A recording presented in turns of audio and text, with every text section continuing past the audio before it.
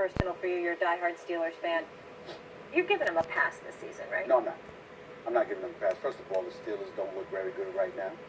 Their season is over. It's done. It's finished. I'm over. Okay, I said it the second Ben went down. It's over. Moved Ain't on. no way in hell they win. They ain't getting to the playoffs.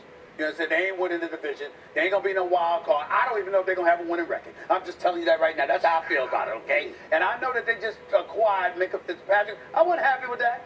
I wasn't happy with the fact that they gave him a first-round pick. First of all, I don't know if you're a first-round pick. I know you got picked 11th overall. All right? I know I loved you when you was at Alabama. Roll Tide, baby. You should be happy with Minka. Listen, I know he can play. I'm not questioning his ability to play. But I am questioning, you didn't want to play corner in Miami. Now, that doesn't mean that you might not be willing to do it. But where your passion lies matter, bro. Yeah. And the fact of the matter is, if you didn't want to play cornerback, and maybe it was because you was contaminated by being a Dolphin. I get that. But you did not want to play the cornerback position. So why should I be excited about that? And you gave up a first-round pick to this brother. It reeks of desperation. And they are desperate. Now, let's be clear. They ain't going to playoffs. They ain't winning. I can't see it. But in terms of them getting a pass, here's why they can't get a pass. Because of all the stuff that happened in the offseason. You see, Antonio Brown, I believe, has engaged in very clownish behavior over the last several weeks. As a black man, I was embarrassed by how he conducted himself. I'm not talking about who he is. Yeah. I'm not talking about his character. Exactly. I'm talking about how his actions when he was in Oakland, they were embarrassing. And for those that don't understand, listen, in our society here, the few can contaminate the many. When you are a black man and you're in certain positions and you act clownish, then people tend to believe a lot of folks act like that. That's why I took it personally, and I ain't apologizing that for all of you sorry behinds out there who think I should go to hell. Now, having said all of that, Antonio's a bad brother now. I don't get it twisted. He left. He wanted out. Le'Veon Bell's a bad brother, Max. He left. He wanted out. Okay? You, Mike Tomlin, said, quote, "We want volunteers, not hostages." You got a whole bunch of volunteers. And by the way, before Ben went down, you got blitzed by 30 on opening night of the NFL season. It was against the reigning Super Bowl champions. But damn it, you ain't had to lose by 30. And you were losing to Seattle. Okay? So I'm looking at it from the standpoint that it's not like the Steelers got a good running game. James Conner looks horrible thus far. James Conner, you don't look that impressive right now. Get it together.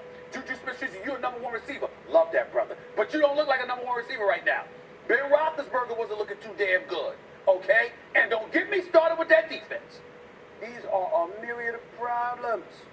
So even though Big Ben goes down, the fact of the matter is, I still need to see the rest of the team playing like Steelers are supposed to be playing. Let me look at them and go like this. All right, they don't have Big Ben. They got Mason Rudolph.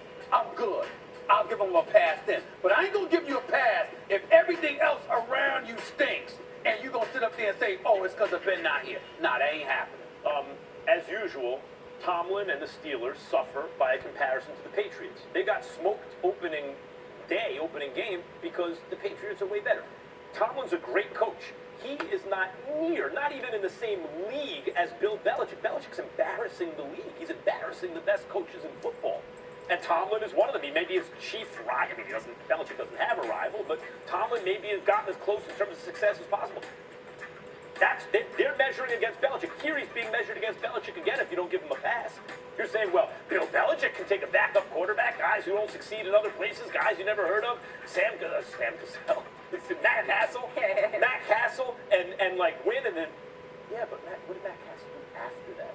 It's Belichick. He is the best of all time by far, including everyone who ever lived. That doesn't mean everyone or anyone else can do that.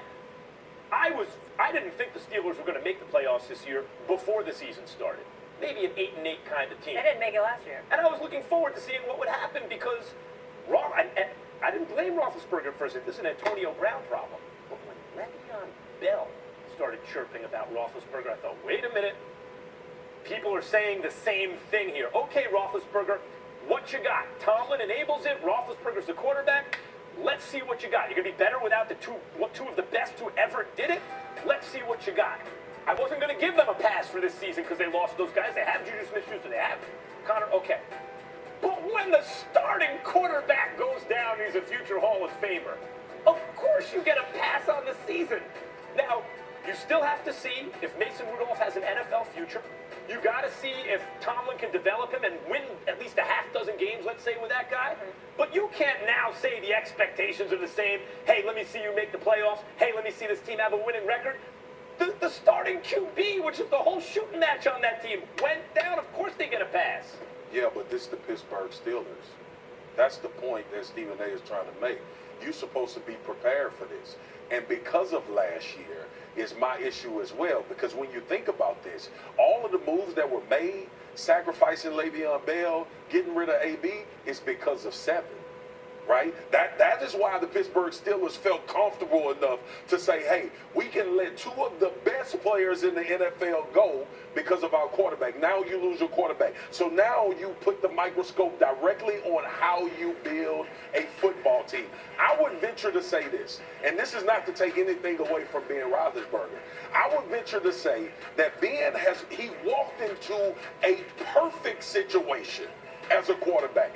It can't get any better. You got Jerome Bettis and Hines Ward in your offensive room with one of the best offensive lines. You got Troy Polamalu over there on the defensive side in the locker room. Plexico. But what I'm saying is we think about Ben.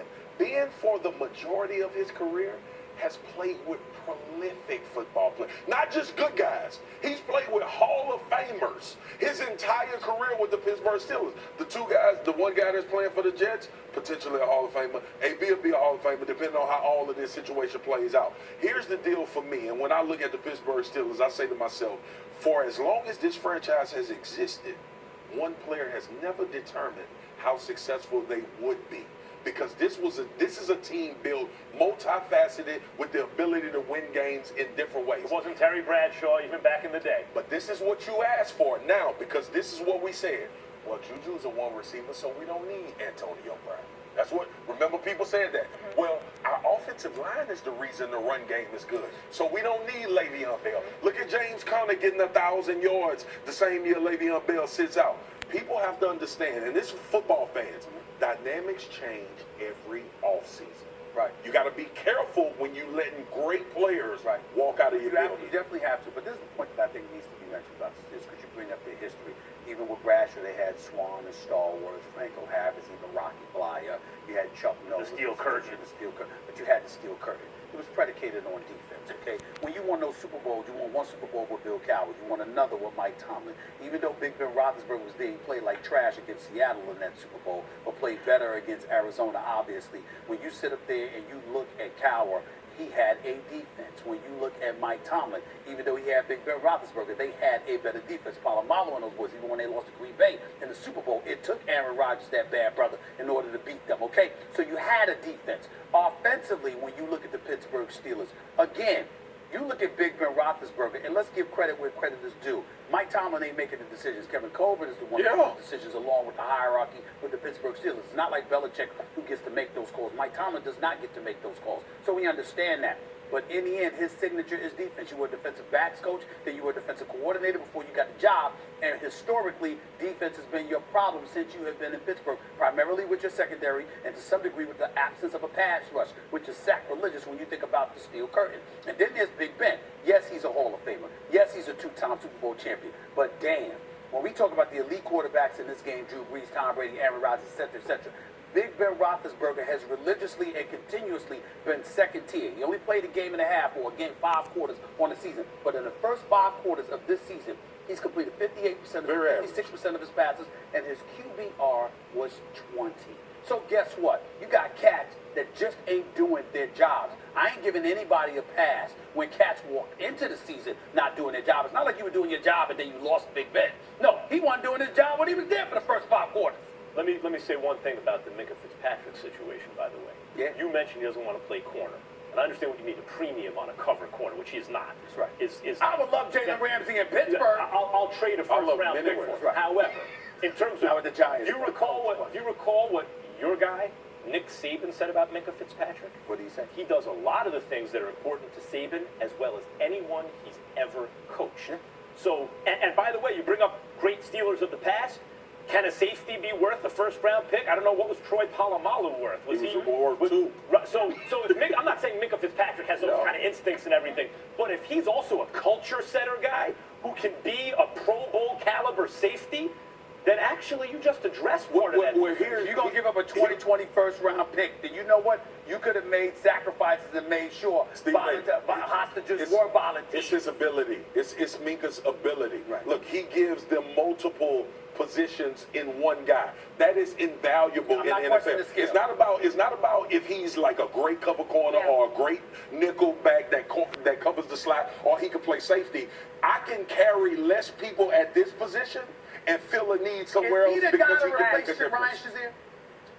Is he that guy? Can he do that? From a mentality standpoint, yes, he They- could. All right, we're out of time, guys. They overpaid. I get it. They overpaid. We got to Gotta leave go. it there. All right, we'll see Mason Rudolph leading Stephen A. Steelers against Jimmy G in San Francisco. That'll be on Sunday. It seems